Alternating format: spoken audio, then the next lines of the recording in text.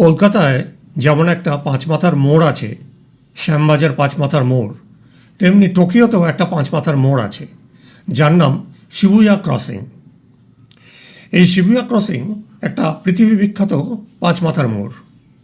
বিভিন্ন বিদেশি সিনেমাতে আপনারা এই ছবি দেখে থাকবেন, যেমন Alice in the Wonderland, the fast and the furious, lost in translation ইত্যাদি।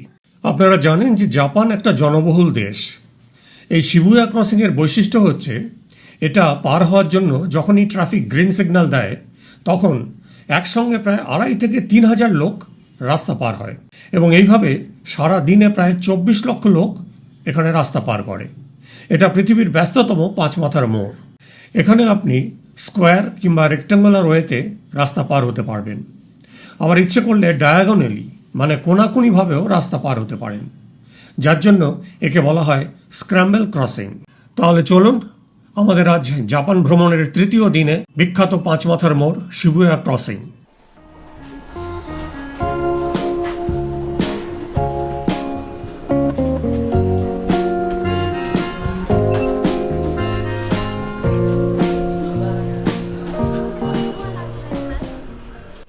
শিবুয়া ক্রসিংয়ে যেতে গেলে আপনাকে আসতে হবে শিবুয়া মেট্রো স্টেশন।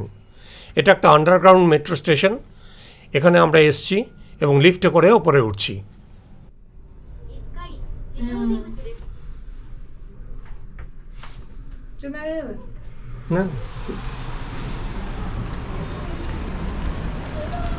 ও ইয়ে শিবুয়া ক্রসিং।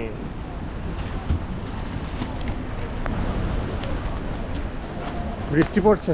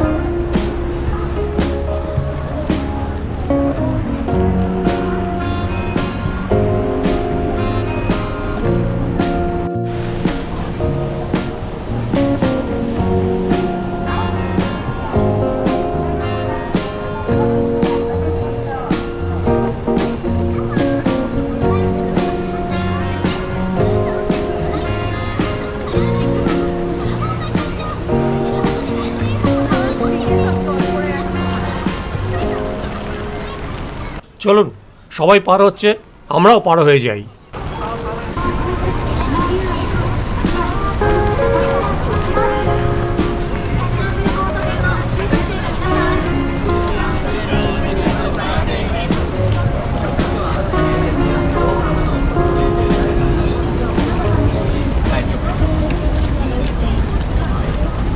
ক্রস করলি শিবুয়া ক্রসিং?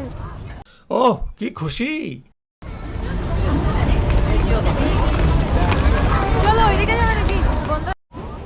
শিবুয়া ক্রসিংয়ের উল্টো দিকেই রয়েছে স্টারবাকসের কফি শপ। এই কফি শপের ব্যালকনি থেকে এই ক্রসিংটা খুব ভালোভাবে দেখা যায়। আমরা এখন ওই স্টারবাকসেই যাব।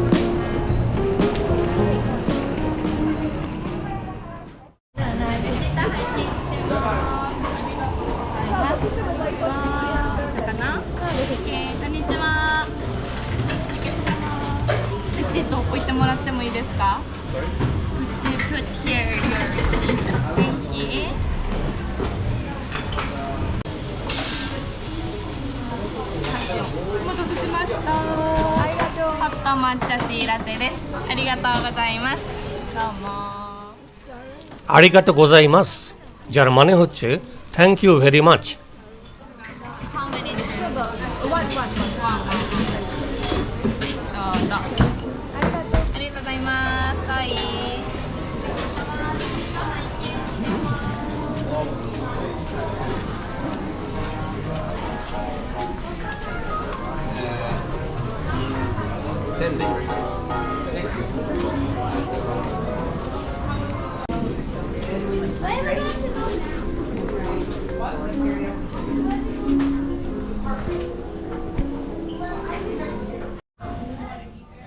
এই হচ্ছে স্টারবাকসের ব্যালকনি এবং এখান থেকেই পুরো ভিউটা পাওয়া যাচ্ছে।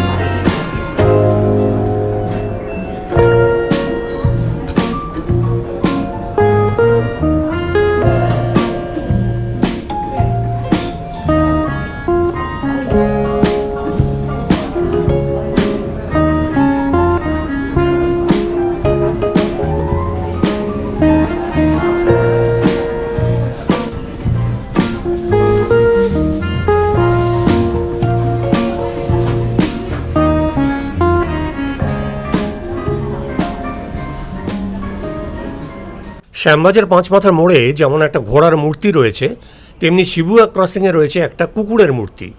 এই কুকুরটির নাম হচ্ছে হাচিকো। এর মালিক ছিল ইউনিভার্সিটির এক প্রফেসর সকালে যখন ট্রেনে করে ইউনিভার্সিটি যেতেন, এই কুকুর তার সঙ্গে সঙ্গে স্টেশন অবধি আসতো। আবার বিকেলবেলা ফেরার সময় এই কুকুর ঠিক ট্রেনের টাইম ধরে এই স্টেশনে এসে প্রফেসরের জন্য অপেক্ষা করত। দুর্ভাগ্যবশত এই প্রফেসর একদিন কলেজের ল্যাবরেটরিতে ম্যাসিভ হার্ট অ্যাটাকে মারা যান এবং আর কোনো দিন তিনি ফিরে আসেননি। কিন্তু তার এই কুকুর তার মৃত্যুর পরেও প্রতিদিন এই স্টেশনে এসে তার জন্য বিকেলবেলা অপেক্ষা করত এবং প্রায় 10 বছর ধরে সে আসতো। তারপর সেও এখানে একদিন মারা যায়।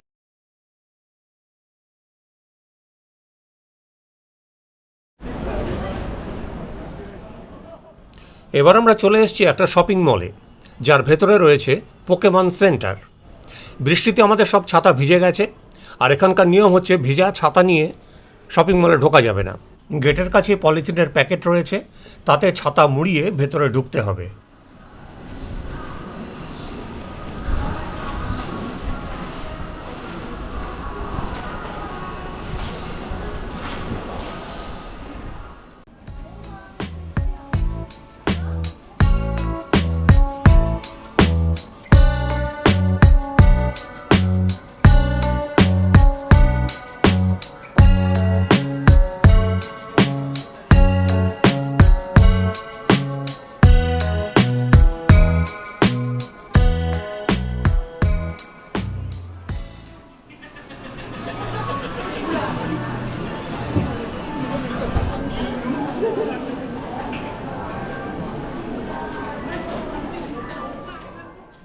এই হলো সেই পোকেমন সেন্টার, যা বর্তমান প্রজন্মের শিশুদের কাছে প্রচণ্ড জনপ্রিয়।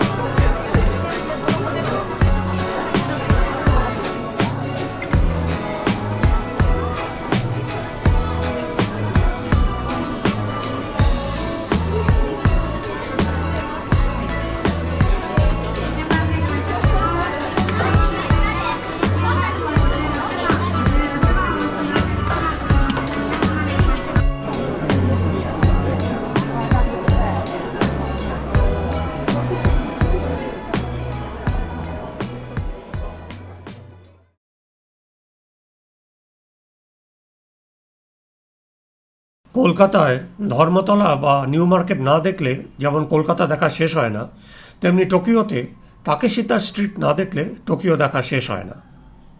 জেআর লাইনের হারাজুকু স্টেশনের কাছেই এই তাকেশিতা স্ট্রিট। এখানে রয়েছে রং বেরঙের জামা কাপড়ের দোকান, মজাদার সব স্ট্রিট ফুড এবং নানা রকমের gift shop.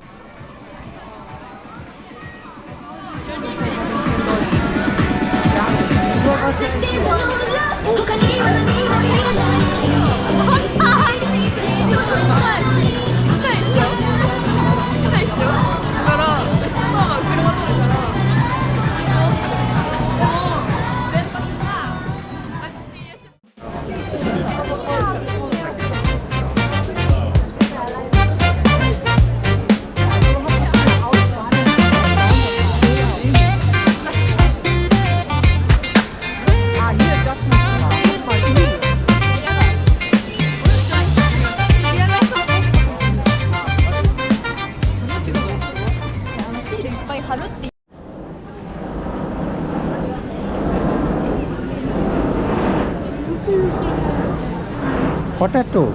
Yeah. Yeah, available here.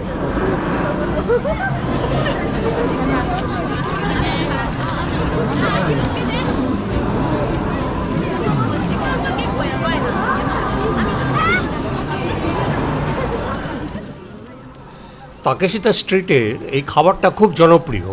এটা আলু দিয়ে তৈরি লম্বা স্পাইরাল আলু ভাজা।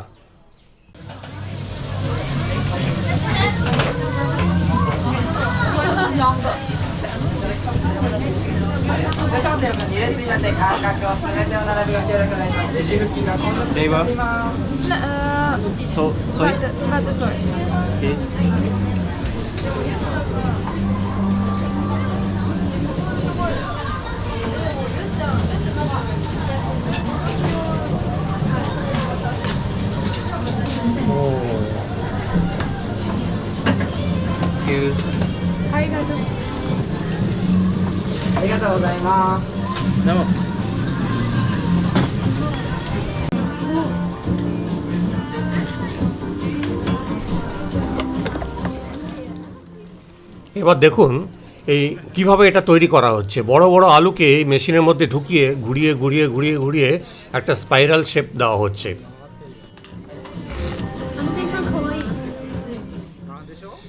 তারপর একটা কাঠির মধ্যে ঢুকিয়ে এটাকে লম্বা করা হয় এবং তারপরে ছাঁকা তেলে ওই পেছনে ভাজা হচ্ছে।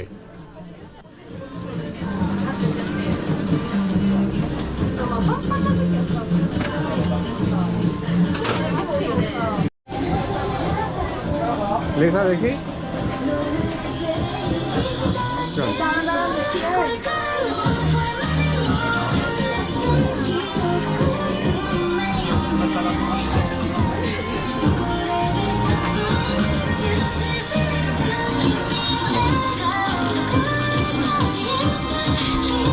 ভালো।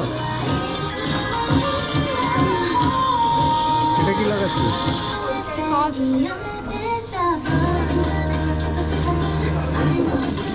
ওকে দিবি তো? তোর মাকে দিবি না তো?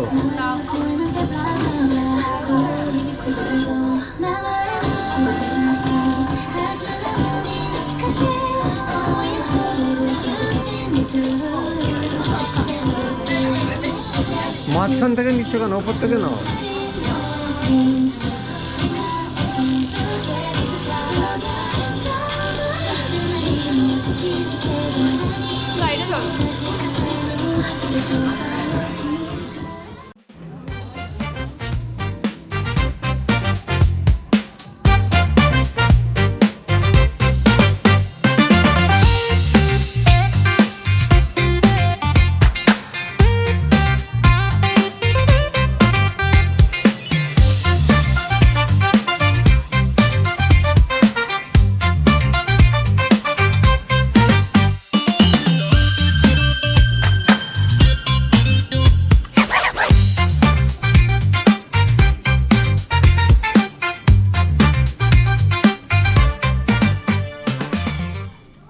এটা আর একটা মজাদার খাবার। স্ট্রবেরিগুলোকে ভালো করে ছাড়িয়ে প্রথমে চিনির শিরায় গরম করা হয়, তারপর সেগুলোকে তুলে তার উপরে চকোলেট মাখানো হয়।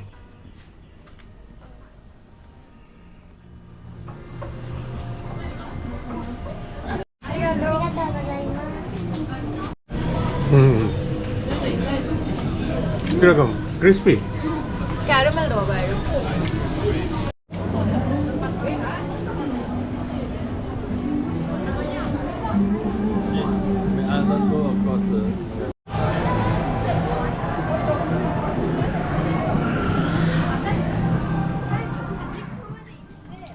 অনেকক্ষণ ধরে আমরা রাস্তায় এটা ওটা টুকিটাকি খেয়েছি, কিন্তু এবার সলিড কিছু খেতে হবে, তাই আমরা এই দোকানে ঢুকেছি। নিয়ে নে।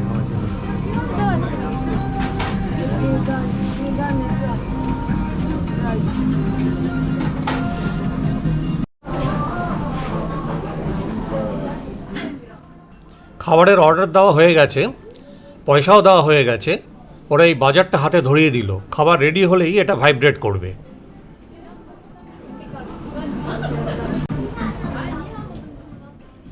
এখানে ইচ্ছে করলে আপনি নিজেও খাবার বানিয়ে নিতে পারেন, তার জন্য সমস্ত রকম অ্যারেঞ্জমেন্ট রয়েছে।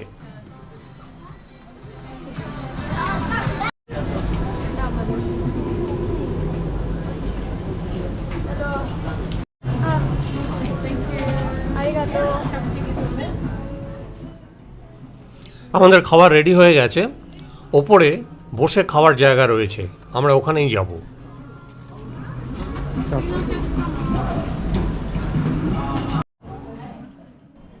এই আমাদের খাবার, যাতে রয়েছে জাপানের বিখ্যাত খাবার সুশি আর রাইস জাতীয় আরেকটি খাবার যার নাম জানি না। কথায় বলে জসমিন দেশে যদাচরেত। জাপানিজরা কখনো হাত দিয়ে বা চামচ দিয়ে খায় না, ওরা দুটো কাঠি দিয়ে খায়। Let me try.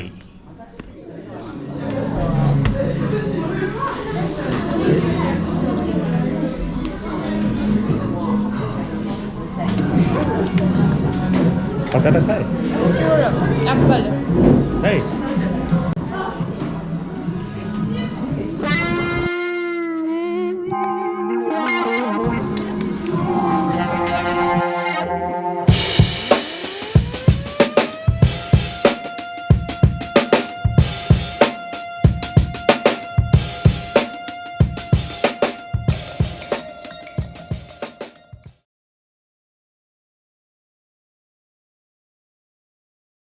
হারাজুকু স্টেশনের কাছে আরেকটি বড় আকর্ষণ হচ্ছে ইয়োয়োগি পার্ক। এটা সম্ভবত টোকিওর সবচেয়ে বড় পাবলিক পার্ক। 1964 সালে টোকিও অলিম্পিকের সময় এটা ছিল অ্যাথলেটিক্সদের ভিলেজ, তবে এখন আমরা এখানে দেখতে যাব চেরি ব্লসম।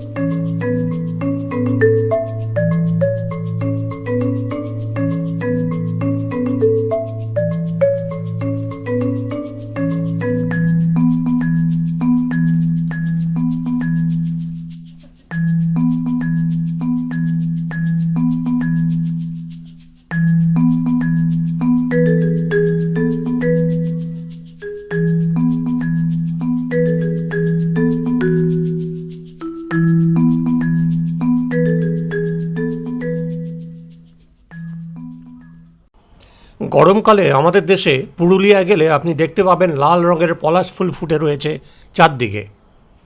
তেমনি জাপানে চেরি ব্লসমের সময় চারদিকে থাকে সাদা রঙের ফুল, এরা বলে সাকুরা।